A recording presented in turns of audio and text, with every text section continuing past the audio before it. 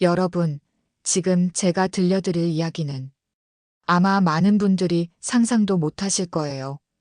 저는 지금 이 순간 제 인생에서 가장 혼란스러운 밤을 보내고 있습니다. 문 앞에 서 있는데 안으로 들어가야 할지 돌아서야 할지 모르겠어요.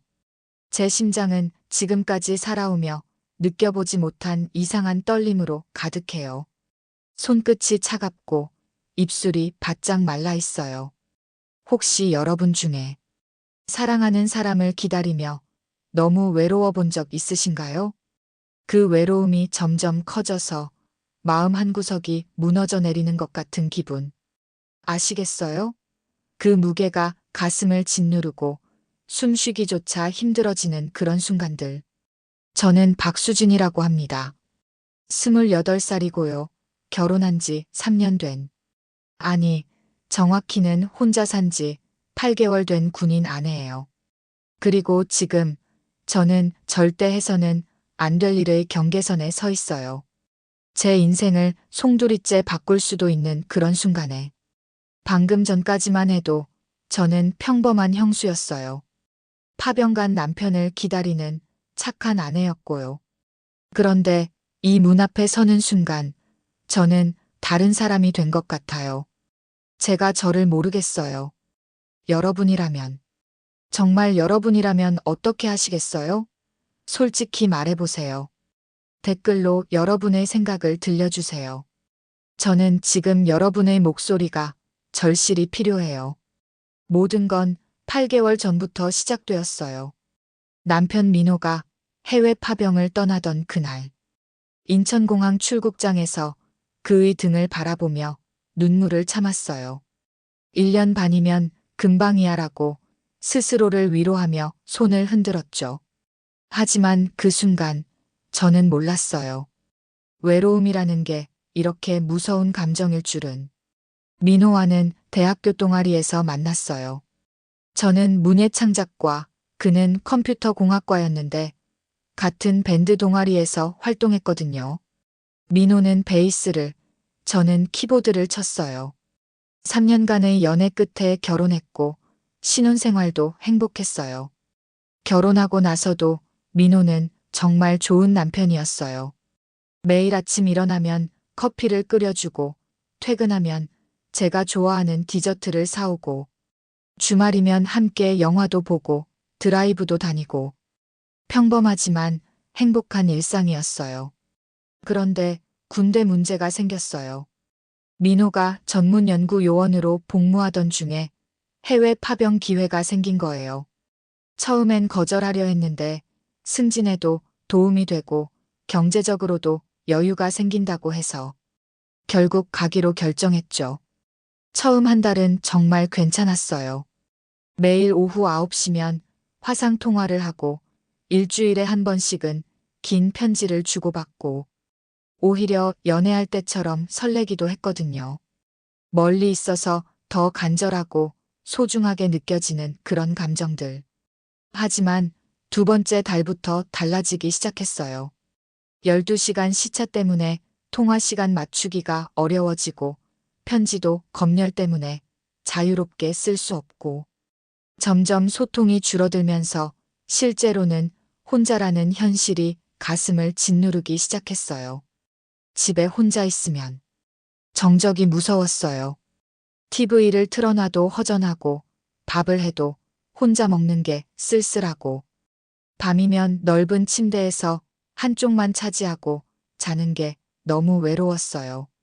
그때 제게는 한 사람이 있었어요. 민호의 남동생 준호. 대학생인 23의 그 아이가. 아니, 이제는 아이라고 부를 수 없는 그가 자주 집에 찾아왔어요. 준호는 어릴 때부터 형을 무척 따랐어요. 나이 차이가 5살이나 나서 형이라기보다는 아버지 같은 존재였거든요. 그래서 형이 파병을 가자 형수인 저를 챙겨야 한다고 생각했나 봐요. 형님이 없으니 형수님 혼자 계시면 안 된다며 무거운 짐도 나르고 전구도 갈아주고 컴퓨터 고장도 고쳐주고 정말 든든한 동생이었어요. 심지어 일주일에 한 번씩은 시장까지 따라와서 장 보는 것도 도와줬어요. 처음엔 그저 고마웠어요. 이렇게 챙겨주는 동생이 있다는 게. 특히 혼자 있기 무서운 밤에 준호가 늦게까지 있어주면 마음이 한결 편했거든요. 하지만 시간이 지나면서 제 마음 어딘가에 이상한 설렘이 생기기 시작했어요. 준호가 올 시간이 되면 무의식적으로 거울을 보게 되고 그가 칭찬하면 기분이 좋아지고 이상했어요. 여러분이 이 이야기 믿으시겠어요? 저도 믿기 싫어요. 하지만 이게 제가 겪은 진짜 이야기예요. 3개월째 되던 어느 날이었어요. 준호가 늦은 밤에 갑자기 찾아왔어요. 술에 취해서 대학에서 힘든 일이 있었다며 울먹이더라고요. 알고 보니 좋아하던 여학생한테 차인 거였어요. 저는 그저 형수로서 위로해주려 했어요. 소파에 앉혀놓고 물 한 잔 건네주며 등을 토닥여 주었는데 그 순간 그가 저를 올려다봤어요. 그 눈빛. 어떻게 설명하면 좋을까요? 슬픔과 외로움, 그리고 뭔가 간절한 것들이 뒤섞인 그 눈을 보는 순간 제 심장이 이상하게 뛰기 시작했어요.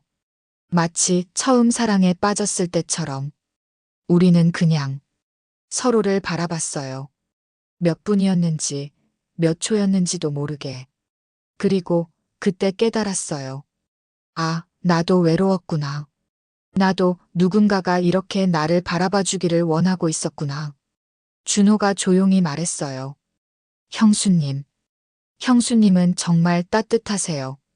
형님은 정말 행복한 사람이에요. 그 말에 제 가슴이 뭉클했어요. 동시에 죄책감도 들었고요. 이런 감정을 느끼고 있는 제가 과연 민호를 행복하게 해줄 자격이 있을까? 하지만 저는 형수예요. 그는 제 남편의 동생이고요.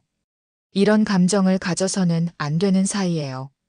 그래서 그날 밤은 일찍 준호를 돌려보냈어요. 그날 밤 준호가 돌아간 후 저는 거울 앞에 서서 제 자신에게 말했어요. 수진아, 정신 차려. 이건 말도 안 되는 일이야. 민호를 배신할 수는 없어. 하지만 마음이라는 게 머리로 통제가 될까요? 그 후로도 준호는 계속 찾아왔어요. 그리고 저도 솔직히 그가 오기를 기다리고 있었어요. 혼자 있는 시간이 너무 길고 외로워서 그의 목소리라도 듣고 싶었거든요. 점점 우리 사이의 분위기가 달라지기 시작했어요. 같이 영화를 보다가 무의식 중에 어깨가 닿으면 둘 다 움찔하고 우연히 손이 스치기라도 하면 전기가 통하는 것 같은 느낌이 들고 어느 날은 준호가 높은 곳에 있는 물건을 내려주려다가 사다리에서 떨어질 뻔했어요. 제가 얼른 받쳐줬는데 그때 우리가 너무 가까워져서 서로의 숨소리까지 들릴 정도였어요. 그 순간 정말 위험했어요. 조금만 더 그 상태로 있었다면 정말로 돌이킬 수 없는 일이 벌어질 뻔했거든요. 저는 얼른 몸을 떼며 말했어요. 괜찮니? 다치지 않았지? 하지만 제 목소리가 떨리고 있었어요. 준호도 당황한 듯 고개만 끄덕이더라고요. 그리고 그날은 평소보다 일찍 돌아갔어요. 그 후로 며칠 동안 우리는 서로 어색했어요. 준호가 와도 예전처럼 편하게 대화하지 못하고 저도 어떻게 행동해야 할지 몰라서 계속 바쁜 척 했거든요. 하지만 시간이 지날수록 더 그리워졌어요. 이상하죠? 거리를 두려고 하면 할수록 더 생각이 나는 거예요. 혹시 지금 눈에 물이 고인 분, 저희와 비슷한 외로움을 겪어보신 건 아닌가요? 혹시 마음과 머리가 다른 방향을 향해 싸우고 있는 그런 경험 해보신 적 있으신가요? 그 무렵 제 친구 미영이가 이혼 소식을 전해왔어요. 남편의 외도 때문이었죠. 미영이는 울면서 말했어요. 혼자 있는 시간이 길어지니까 서로 마음이 멀어졌대요. 남편은 회사 후배와 바람이 났고 미영이는 그 사실을 6개월이나 모르고 있었다고. 그 말을 들으며 소름이 돋았어요. 혹시 저도 민호와 점점 멀어지고 있는 건 아닐까? 화상 통화를 할 때도 예전만큼 설레지 않고 편지를 받아도 그냥 의무적으로 읽게 되고 심지어 민호가 보고 싶다는 생각보다는 언제 돌아오나 하는 생각이 더 많이 들었거든요. 미영이가 또 말했어요. 너무 혼자 있지 마. 사람은 외로우면 판단력이 흐려져. 나처럼 되지 말고 조심해. 그 말이 가슴에 깊이 박혔어요. 미영이는 제 상황을 정확히 알지 못했지만 마치 제 마음을 들여다보는 것 같았거든요. 반면 준호와는 함께 있으면 시간이 어떻게 가는지 모를 정도로 편했어요. 말이 잘 통하고 웃음도 많이 나고 무엇보다 외롭지 않았어요. 준호와 함께 저녁을 먹을 때면 마치 신혼 때처럼 행복했어요. 이게 정상인 걸까요? 남편보다 동생과 있을 때가 더 편하다는 게. 남편과의 화상통화보다 동생과의 대화가 더 기다려진다는 게. 한편으론 준호의 마음도 궁금했어요. 그도 저를 형수 이상으로 생각하고 있는 건 아닐까? 가끔 저를 바라보는 눈빛이 예전과 달라진 것 같거든요. 처음엔 그저 존경하는 형수를 보는 눈이었는데 언젠가부터는 뭔가 다른 감정이 섞여 있는 것 같았어요.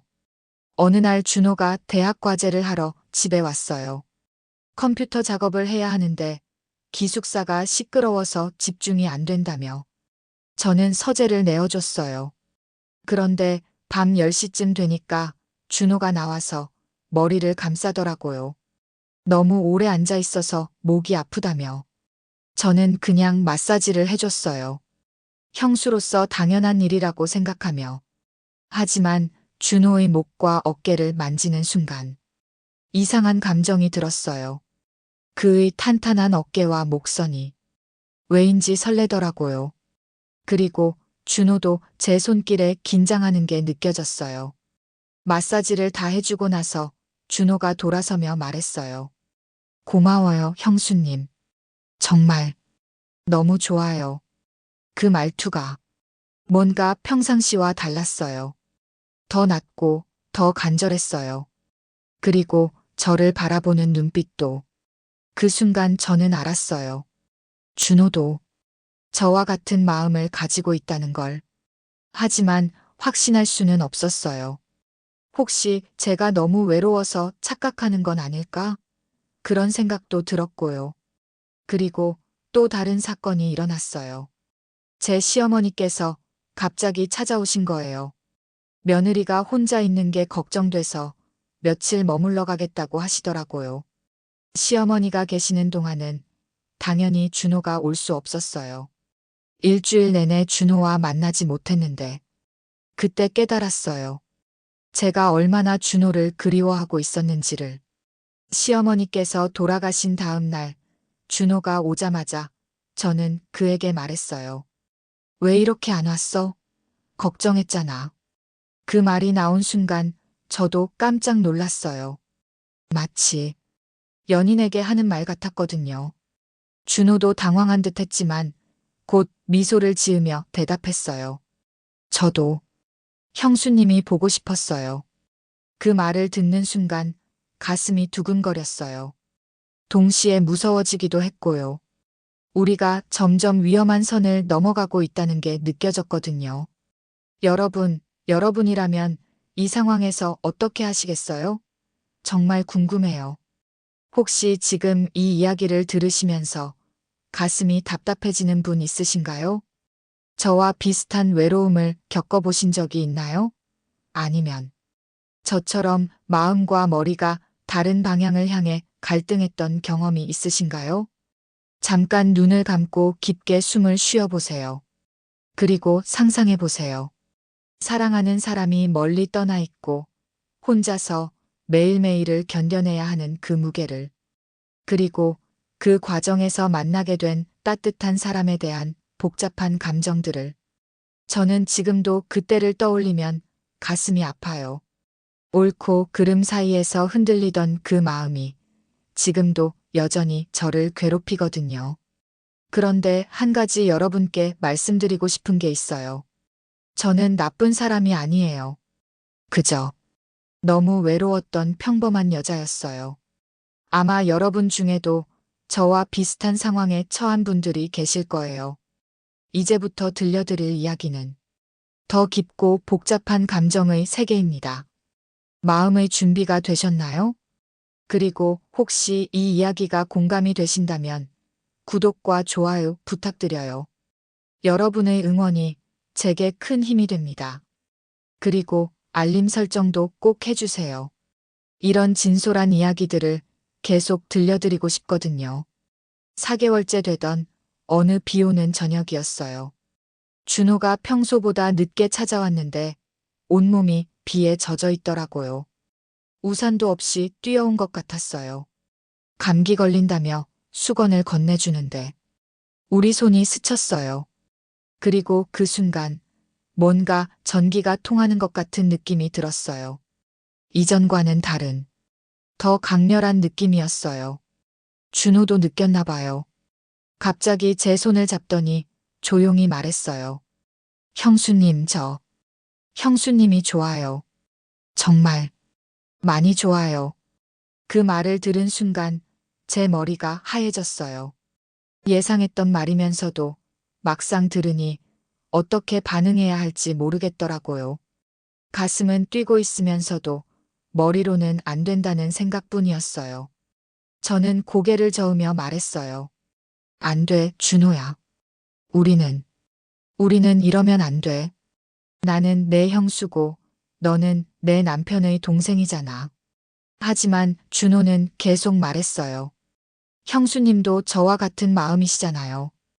혼자 계실 때마다 외로워하시고 저를 기다리고 계시는 거. 저는 다 알고 있어요. 형수님이 저를 볼 때의 그 눈빛. 저도 똑같은 눈으로 형수님을 보고 있거든요. 그 말이 가슴에 꽂혔어요. 맞아요, 저도 그를 기다리고 있었어요. 하루 종일 그가 언제 올까 기대하며 지내고 있었거든요. 준호가 오지 않는 날이면 온종일 허전하고 그가 일찍 돌아가는 날이면 아쉬워했어요. 하지만 이건 잘못된 거예요. 저에게는 남편이 있고 준호에게는 형이 있어요. 우리는 절대 넘어서는 안 될 선이 있는 사이라고요. 준호가 더 간절하게 말했어요. 저는 처음에는 그냥 형수님을 도와드리려고만 했어요. 형님이 부탁하셨으니까. 하지만 시간이 지날수록 형수님이 너무 소중해졌어요. 형수님과 함께 있을 때가 가장 행복해요. 그리고는 조용히 덧붙였어요. 형수님, 저한테도 기회를 주세요. 저도 형수님을 행복하게 해드릴 수 있어요. 그 말을 들으니까 눈물이 났어요.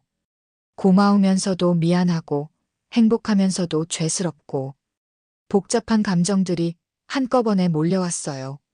저는 울면서 말했어요. 준호야, 고마워. 정말 고마워. 하지만 우리는 안 돼. 나는 내 형을 사랑해. 그리고 너도 형을 사랑하잖아. 준호가 말했어요. 저도 형님을 사랑해요. 하지만 형수님에 대한 제 마음도 진짜예요. 이런 감정을 가져본 건 처음이에요. 그날 밤 저는 준호에게 말했어요. 앞으로는 자주 오지 마. 우리 둘 다 힘들어질 것 같아. 그리고 이런 얘기는 다시 하지 말자. 준호의 표정이 지금도 잊을 수가 없어요. 상처받은 아이처럼 슬픈 눈으로 저를 바라보더니 한참 동안 아무 말도 하지 않았어요. 그러다가 작은 목소리로 말했어요. 알겠어요. 형수님이 그렇게 원하신다면. 그리고 돌아갔어요. 뒷모습이 너무 쓸쓸해 보여서 저는 문을 닫고 나서 한참 동안 울었어요. 그 후 일주일 동안 준호는 연락이 없었어요. 그런데 이상한 게 그가 없으니까 더 외로워졌어요. 아침에 눈을 뜨면 가장 먼저 드는 생각이 준호였고 밤에 잠들 때도 마지막 생각이 그였어요. 혼자 밥을 먹으면서도, 혼자 TV를 보면서도 계속 준호가 생각났어요. 그의 웃는 모습, 진지하게 이야기할 때의 모습, 저를 걱정스럽게 바라보던 그 눈빛들. 일주일 후 참지 못하고 준호에게 문자를 보냈어요. 안녕. 잘 지내지? 1시간 후에 답장이 왔어요. 네, 형수님. 걱정해 주셔서 고마워요. 그 짧은 문자를 받고도 가슴이 뛰었어요. 그리고 깨달았어요. 아, 나는 정말로 이 사람을 좋아하고 있구나. 이게 사랑일까? 하지만 동시에 죄책감도 밀려왔어요. 민호는 멀리서 나라를 위해 힘든 시간을 보내고 있는데 저는 뭘 하고 있는 걸까? 그날 밤 민호와 화상 통화를 했어요. 민호는 여전히 밝은 모습으로 안부를 물었지만 저는 그 화면 속의 민호가 낯설게 느껴졌어요. 마치 아주 오래전에 알던 사람 같았어요. 통화를 끝내고 나서 거울 앞에 서서 제 자신에게 물었어요. 수진아, 너는 지금 뭘 하고 있는 거야? 남편을 배신하고 있는 거야? 하지만 마음 한편으로는 준호가 그리웠어요. 그의 따뜻한 목소리가, 제 이야기를 들어주던 그 모습이 계속 생각났어요. 2주째 되는 날, 준호가 다시 찾아왔어요. 하지만 예전과는 달랐어요. 어색하고 조심스러웠어요. 필요한 말만 하고 일찍 돌아가려고 했어요. 저는 그런 준호를 보니까 가슴이 아팠어요. 우리가 이렇게 어색해져야 하나? 적어도 좋은 형수와 동생으로는 지낼 수 있지 않을까? 어느 날은 준호가 짐을 나르다가 손을 다쳤어요. 깊지는 않았지만 피가 나더라고요. 저는 얼른 약상자를 가져와서 상처를 소독해줬어요. 그런데 준호의 손을 잡고 약을 발라주는 순간 다시 그 감정이 밀려왔어요. 그의 따뜻한 체온이 제 손끝에 전해지고 그가 저를 바라보는 눈빛이 예전처럼 간절해 보였어요. 우리는 또 서로를 바라봤어요. 이번에는 더 오랫동안. 그리고 준호가 조용히 말했어요. 형수님, 저는 여전히 형수님을 좋아해요. 참으려고 했는데 안 되네요. 저도 솔직해지고 싶었어요. 더 이상 제 마음을 속일 수가 없었거든요. 나도 너를 좋아해, 준호야. 하지만 우리는 정말 안 돼. 그날 우리는 처음으로 서로의 마음을 인정했어요. 하지만 동시에 이것이 얼마나 위험한 일인지도 알고 있었어요. 준호가 말했어요. 그럼, 그럼 어떻게 해야 해요? 이 마음을 어떻게 해야 해요? 저도 몰랐어요. 정답이 있는 일이 아니었으니까요. 이게 사랑일까요? 아니면 그저 외로움이 만들어낸 착각일까요? 지금도 확실하지 않아요. 5개월째 민호에게서 급히 전화가 왔어요. 부상을 당해서 일찍 돌아올 수도 있다는 내용이었어요. 다리를 다쳐서 치료가 필요하다고, 빠르면 1달 내로 한국에 올 수 있을 것 같다고. 그 순간 제 마음은 복잡했어요. 남편이 다쳤다니 걱정되면서도 한편으로는 준호와의 시간이 끝날지도 모른다는 불안함이 더 컸어요. 이상하죠? 남편의 부상보다 동생과의 이별이 더 무서웠으니까요. 그 전화를 끊고 나니까 갑자기 준호가 보고 싶어졌어요. 민호가 돌아오면 더 이상 이런 마음을 가질 수도, 이렇게 만날 수도 없을 텐데. 마지막으로라도 한번 제대로 이야기하고 싶었어요. 저는 용기를 내서 준호에게 문자를 보냈어요. 만날 수 있을까? 중요한 얘기가 있어. 30분 만에 준호가 왔어요. 그동안 많이 야위었더라고요. 저 때문인 것 같아서 미안했어요. 우리는 소파에 나란히 앉아서 조용히 이야기했어요. 민호가 일찍 돌아올 수도 있다는 것, 그럼 우리는 더 이상 이렇게 만날 수 없다는 것, 준호가 말했어요. 형수님, 저는 형님을 배신하고 싶지 않아요. 하지만 형수님 혼자 두고 싶지도 않고 어떻게 해야 할지 모르겠어요. 이 마음을, 이 마음을 어떻게 해야 해요? 저도 같은 마음이었어요. 민호를 사랑하지만 이 외로움 속에서 준호가 유일한 위로였거든요. 그리고 언제부터인가 준호에 대한 제 감정이 단순한 위로를 넘어서고 있었어요. 저는 솔직하게 말했어요. 나도 몰라, 준호야. 나도 정말 모르겠어. 너를 보면 가슴이 뛰고 너와 함께 있으면 행복해. 하지만 동시에 민호에게 미안하고 죄스러워. 준호가 제 손을 조심스럽게 잡았어요. 형수님, 우리가 나쁜 사람인 걸까요? 아니야, 우리는 나쁜 사람이 아니야. 그냥 외로웠을 뿐이야. 그리고 서로에게 의지하게 된 거야. 그날 우리는 처음으로 솔직해졌어요. 서로를 향한 마음을, 이 복잡한 감정을 인정했어요. 하지만 동시에 이것이 잘못되었다는 것도 알고 있었어요. 준호가 말했어요. 그럼 형님이 돌아오시기 전까지만 마지막으로 서로에게 솔직해도 될까요? 어차피 끝날 거라면. 저도 그러고 싶었어요.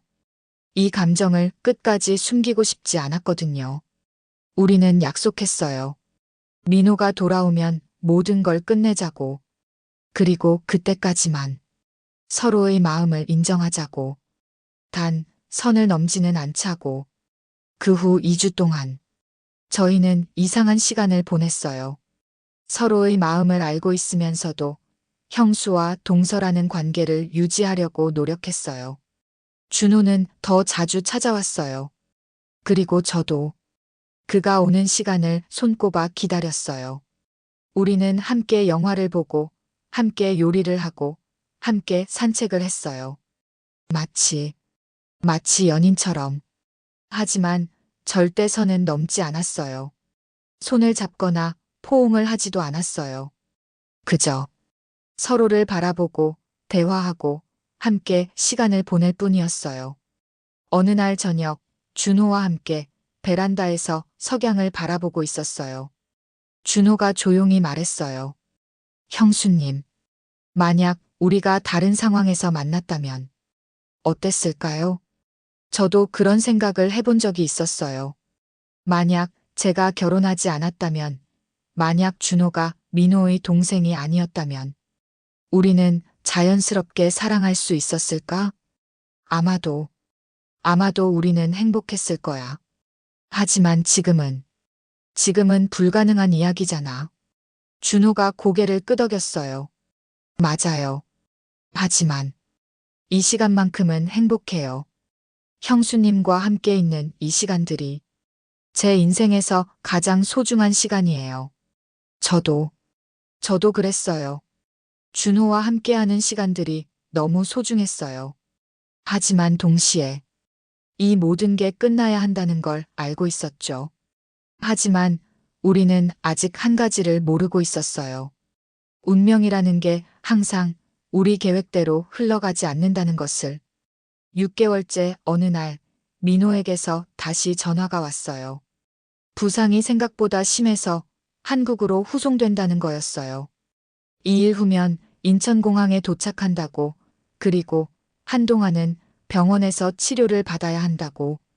그 말을 들은 순간 제 온몸에 소름이 돋았어요. 준비할 시간도 없이 갑작스럽게 모든 게 끝나는 거구나 싶었어요. 아직 마음의 정리가 안 됐는데 저는 급히 준호에게 연락했어요. 그리고 그날 밤 우리는 마지막으로 만났어요.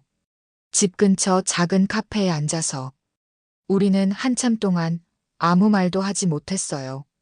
뭔가 작별 인사를 해야 하는데 말이 나오지 않더라고요. 준호가 먼저 입을 열었어요. 형수님, 저는 이 몇 달 동안 정말 행복했어요. 형수님 때문에 웃을 수 있었고 살아갈 힘을 얻었어요.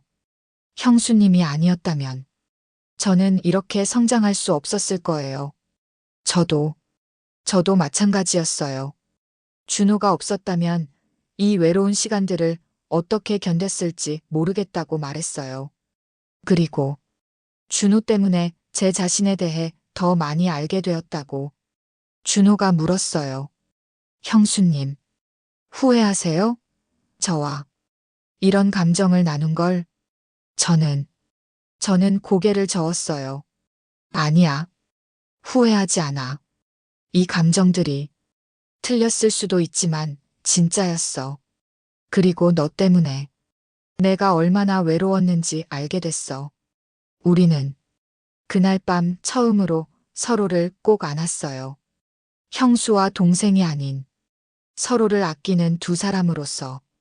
그리고 작별 인사를 했어요. 준호가 귀에 속삭였어요. 형수님, 사랑했어요. 저도 대답했어요. 나도 사랑했어, 준호야. 그리고 우리는 약속했어요.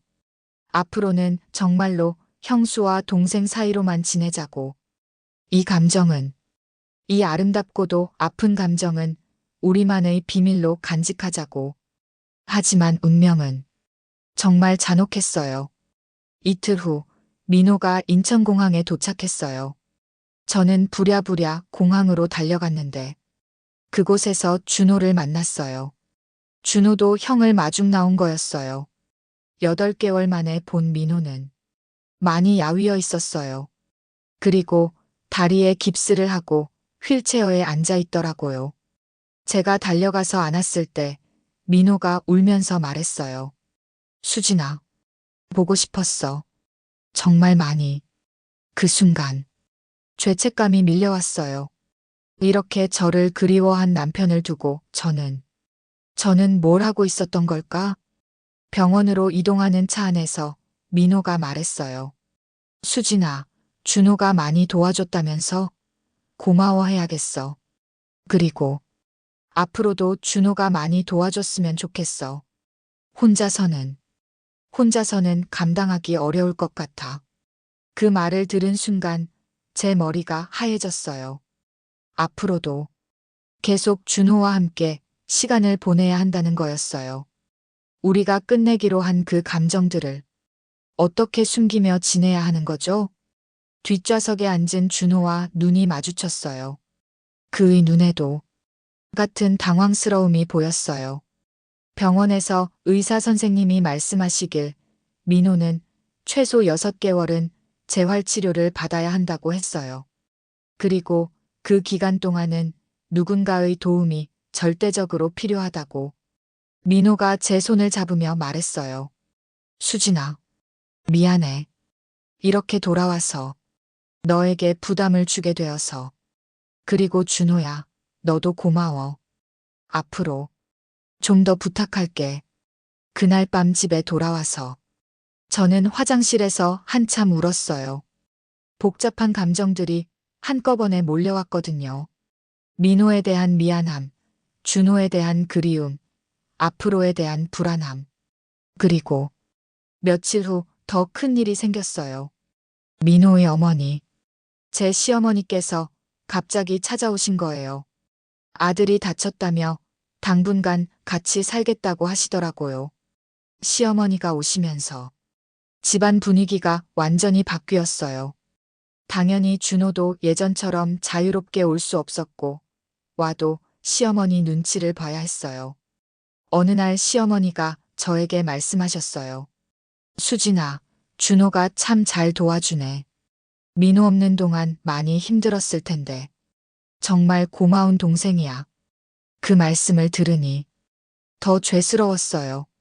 시어머니는 준호가 형수를 잘 챙겨줬다고 고마워하시는데 정작 저희는 시어머니가 계시는 동안 준호와 저는 거의 대화를 나누지 못했어요. 필요한 말만 간단히 하고 서로 눈도 잘 마주치지 않았어요. 하지만 가끔 우연히 눈이 마주칠 때면 여전히 가슴이 뛰었어요. 한 달이 지나고 시어머니가 고향으로 돌아가셨어요. 민호의 상태가 안정되었다며. 하지만 여전히 준호의 도움은 필요하다고 하시면서요. 시어머니가 돌아가신 그날 밤, 준호가 늦게 찾아왔어요. 민호는 일찍 잠자리에 들었고, 저는 설거지를 하고 있었어요. 준호가 조용히 다가와서 말했어요. 형수님, 괜찮으세요? 그 말 한마디에 그동안 참았던 감정들이 터져 나왔어요. 눈물이 나더라고요. 준호가 당황하며 물었어요. 왜? 왜 울어요? 저는 솔직하게 말했어요. 너무 힘들어, 준호야. 너를 보면서도 모른 척 해야 하는 게, 형님 앞에서 아무렇지 않은 척 하는 게, 준호도 같은 마음이었나 봐요. 저도 힘들어요. 형수님을 보면서도 그냥 형수님으로만 대해야 하는 게, 우리는 그날 밤 또다시 서로의 마음을 확인했어요. 시간이 지났음에도 불구하고 이 감정들은 사라지지 않았다는 걸. 지금은 그로부터 3개월이 더 지났어요. 총 1년이 흘렀네요. 민호는 재활치료를 받으며 조금씩 회복되고 있고, 이제는 지팡이를 짚고 혼자 걸을 수 있을 정도가 됐어요. 준호는 여전히 자주 집에 와서 도와주고 있어요. 이제는 정말로 형수와 동생 관계를 유지하고 있어요. 하지만 정말 가끔씩은 예전의 감정들이 스멀스멀 올라와요. 어제도 준호가 높은 곳에 있는 상자를 내려주다가 제 어깨에 손이 닿았어요. 그 순간 가슴이 뛰었어요. 예전처럼, 1년 전처럼. 준호도 느꼈나 봐요. 잠깐 멈칫하더니 얼른 손을 뗐어요. 그리고 우리는 서로 아무 일 없었다는 듯이 행동했어요. 이런 순간들이 가끔씩 있어요. 우연히 눈이 마주칠 때, 함께 설거지를 하다가 손이 스칠 때, 준호가 웃을 때, 그럴 때마다 1년 전의 감정들이 되살아나죠. 하지만 우리는 정말로 선을 넘지 않고 있어요. 그저 마음속 깊이 간직하고만 있을 뿐이에요. 민호는 여전히 좋은 남편이에요. 다리를 다치고 나서 더 다정해진 것 같기도 하고요. 매일 고맙다고 말하고 사랑한다고 말하고. 저도 민호를 사랑해요. 정말로. 하지만 아주 가끔씩은 생각해요. 만약 그때 1년 전에 제가 다른 선택을 했다면 어땠을까? 만약 준호와 함께 했다면. 아니에요. 그런 생각은 하면 안 되는 거죠. 저는 민호의 아내고 준호는 민호의 동생이에요. 우리는 지금이 맞아요. 준호도 변했어요. 예전보다 더 성숙해졌어요. 그리고 며칠 전에 새로운 여자친구가 생겼다고 하더라고요. 대학교 후배라고. 이쁘고 착한 애라고. 그 말을 들었을 때 왜인지 가슴이 아팠어요. 기뻐해야 하는데. 준호가 좋은 사람 만나서 행복해야 하는 건데 마음 한구석이 아리더라고요. 하지만 그게 맞는 거죠. 준호도 자기만의 행복을 찾아야 하는 거고, 저도 제자리에서 행복을 찾아야 하는 거고. 어젯밤에 민호가 갑자기 말했어요. 수진아, 파병 갔다 와서 너에게 참 미안해. 혼자 두고 가서 많이 외로웠지? 그 말을 듣는 순간 눈물이 나려고 했어요. 민호는 제가 얼마나 외로웠는지 알고 있었던 거예요. 저는 솔직하게 대답했어요. 응, 정말 외로웠어. 하지만 견딜 수 있었어. 준호가 도와줘서. 민호가 제 손을 잡으며 말했어요. 준호한테 정말 고마워해야겠어. 내 아내를, 내 가족을 이렇게 잘 챙겨줬으니까. 그 말을 들으니 더 복잡했어요. 고마워해야 할 마음과 죄스러운 마음이 뒤섞여서. 여러분은 어떻게 생각하세요? 저희가 잘못한 걸까요? 저는 지금도 확실하지 않아요. 그때의 감정들이 사랑이었는지, 외로움이 만들어낸 착각이었는지. 하지만 한 가지는 확실해요. 그 감정들이 저에게는 정말 소중했다는 것, 그리고 그 시간들이 저를 더 강하게 만들어줬다는 것. 준호와 함께했던 그 몇 달이 저에게는 인생의 터닝 포인트였어요. 제가 얼마나 외로웠는지, 얼마나 사랑에 목말라 있었는지 깨달았거든요. 그리고 사랑이라는 감정이 얼마나 복잡하고 아름답고 아픈지도. 지금 민호와 함께하는 시간도 행복해요. 예전과는 다른, 더 깊은 사랑을 느끼고 있어요. 고난을 함께 이겨내서 그런 것 같기도 하고, 제가 성숙해져서 그런 것 같기도 하고. 하지만 정말 가끔씩은 그때를 그리워해요. 준호와 함께 베란다에서 석양을 바라보던 그 순간들, 함께 웃고 이야기하던 그 시간들, 서로의 마음을 조심스럽게 확인하던 그 떨림들. 그런 감정들을 나쁘다고만 할 수 있을까요? 물론 도덕적으로는 잘못된 일이었어요. 하지만 그 감정들이 가짜는 아니었어요. 진짜였어요. 사랑이란 게 참 복잡한 것 같아요. 옳고 그름으로만 나눌 수 없는 그런 감정인 것 같아요. 몇 주 전에 준호가 여자친구를 데려왔어요. 정말 이쁘고 밝은 아이더라고요. 준호를 보는 눈빛이 1년 전 제가 준호를 보던 눈빛과 비슷했어요. 그 모습을 보니까 마음이 편해졌어요. 준호가 진짜 행복을 찾았구나, 이제 정말로 끝이구나 싶었어요. 그날 밤 준호가 혼자 잠깐 나와서 저에게 말했어요. 형수님, 저 이제 정말 행복해요. 그리고 그때 일들도 이제는 좋은 기억이에요. 형수님 덕분에 사랑이 뭔지 알게 됐어요. 저도 준호에게 말했어요. 나도 고마워, 준호야. 너 때문에 내가 얼마나 외로웠는지 알게 됐고, 사랑의 소중함도 깨달았어. 그리고 이제는 정말로 민호를 더 잘 사랑할 수 있을 것 같아. 우리는 그날 정말로 마지막 작별을 했어요. 이제는 정말로 형수와 시동생이 되기로. 지난주에 민호가 드디어 지팡이 없이 걸을 수 있게 됐어요. 의사 선생님도 깜짝 놀랄 정도로 회복이 빨랐다고 하시더라고요. 아마도 가족들의 사랑과 보살핌 덕분이겠죠. 그날 저녁 민호가 저에게 말했어요. 수진아, 정말 고마워. 이 힘든 시간을 함께 견뎌줘서. 그리고 사랑해. 전보다 더 많이. 그 말을 들으니 가슴이 따뜻해졌어요. 동시에 지난 1년간의 모든 일들이 잘못된 게 아니었다는 생각도 들었어요. 그 시간들이 있었기 때문에 지금의 민호와 저는 더 깊이 사랑할 수 있게 된 것 같거든요. 준호는 이제 한 달에 한 번 정도만 집에 와요. 여자친구와 시간을 보내느라 바쁘다고. 그리고 와서도 정말로 그냥 동서예요. 자연스럽고 편안한. 가끔, 정말 가끔씩 우리 눈이 마주칠 때가 있어요. 그럴 때면 서로 미소만 살짝 짓고 말아요. 아무 말 없이도 서로가 행복하다는 걸 확인하는 그런 미소. 어제는 준호 여자친구가 저에게 말하더라고요. 언니, 준호 오빠가 언니를 정말 존경한다고 했어요. 힘든 시간을 잘 견뎌내신 강한 분이라고.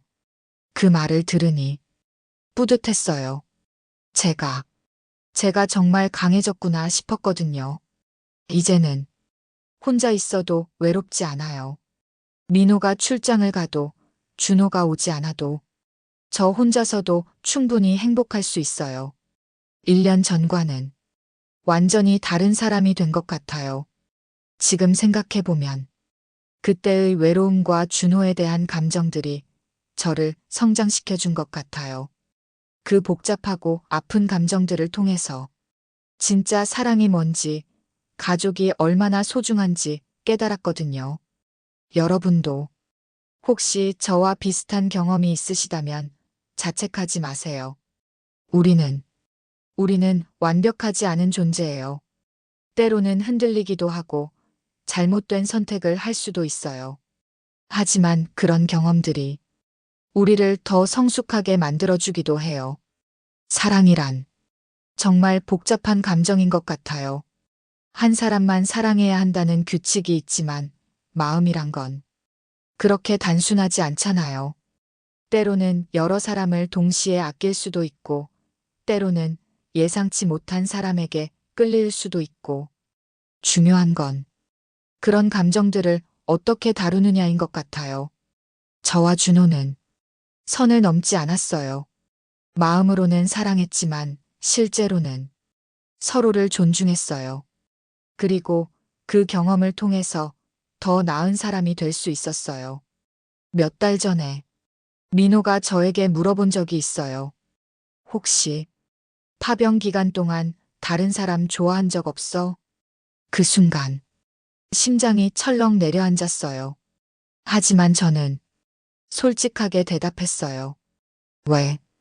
왜 그런 걸 물어봐? 민호가 웃으며 말했어요. 그냥 그럴 수도 있었을 것 같아서. 혼자 오래 있었으니까. 그래도 괜찮아. 나도, 나도 가끔 외로웠거든. 그 말을 듣고 안도했어요. 민호도 사람인 거구나. 완벽하지 않은 저와 같은 평범한 사람인 거구나 싶었어요. 저는 민호에게 말했어요. 외롭긴 했어. 하지만 너를 배신한 적은 없어. 그리고 지금은 정말 행복해. 민호가 저를 꼭 안으며 말했어요. 나도, 나도 행복해. 그리고 앞으로도 계속 행복하자. 그날 밤, 저는 오랜만에 깊이 잠들었어요. 마음이 정말 편안했거든요. 지금 이 순간, 저는 정말 행복해요. 민호와 함께하는 일상이 소중하고, 준호가 자기만의 행복을 찾은 것도 기뻐요. 그리고 그 복잡했던 감정들마저도 이제는 아름다운 기억이 된 것 같아요. 혹시, 혹시 여러분 중에도 지금 외로움을 견디고 계신 분이 있다면 혼자가 아니라는 걸 기억하세요. 그 외로움도 언젠가는 지나갈 거예요. 그리고 그 시간들이 여러분을 더 강하게 만들어줄 거예요. 사랑은 때로는 아프기도 하고 복잡하기도 해요. 하지만 그 모든 감정들이 우리를 인간답게 만들어주는 것 같아요. 저는 이제 알아요. 완벽한 사랑이란 없다는 걸. 모든 사랑에는 기쁨과 슬픔, 행복과 아픔이 함께 있다는 걸. 그리고 그 모든 것들이 사랑을 더욱 소중하게 만든다는 걸. 여러분도 여러분만의 사랑을 소중히 하세요. 완벽하지 않아도 괜찮아요. 때로는 실수를 해도 괜찮아요. 중요한 건 그 경험들을 통해 성장하는 거니까요. 그리고 혹시 지금 외로우신 분이 있다면 그 외로움을 견디세요. 그 시간이 여러분을 더 깊이 있는 사람으로 만들어줄 테니까요. 마지막으로 준호에게 하고 싶은 말이 있어요. 고마워, 준호야. 그 힘들었던 시간 동안 나의 버팀목이 되어줘서. 그리고 행복해. 정말로 행복해. 여러분, 오늘 제 이야기 끝까지 들어주셔서 고마워요. 이런 복잡하고 개인적인 이야기를 용기 내어 들려드렸는데 여러분이 끝까지 함께 해주셔서 정말 감사해요. 혹시 이 이야기가 여러분에게 조금이라도 위로가 되었다면 구독과 좋아요 부탁드려요. 우리는 모두 불완전한 존재니까 서로의 이야기를 들어주며 위로받을 수 있지 않을까요? 다음에는 또 다른 진솔한 이야기로 찾아오겠습니다. 사랑과 이별, 성장과 치유에 관한 그런 이야기들로요. 그리고 마지막으로 한 번 더 말씀드리고 싶어요. 여러분, 혼자가 아니에요. 외로워도, 힘들어도 여러분은 혼자가 아니에요. 사랑하세요. 용서하세요.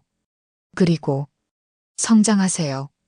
우리 모두 더 나은 사람이 될 수 있을 테니까요. 오늘도 수고하셨어요. 그리고 내일도 힘내세요. 여러분의 하루하루가 소중하고 아름다우니까요.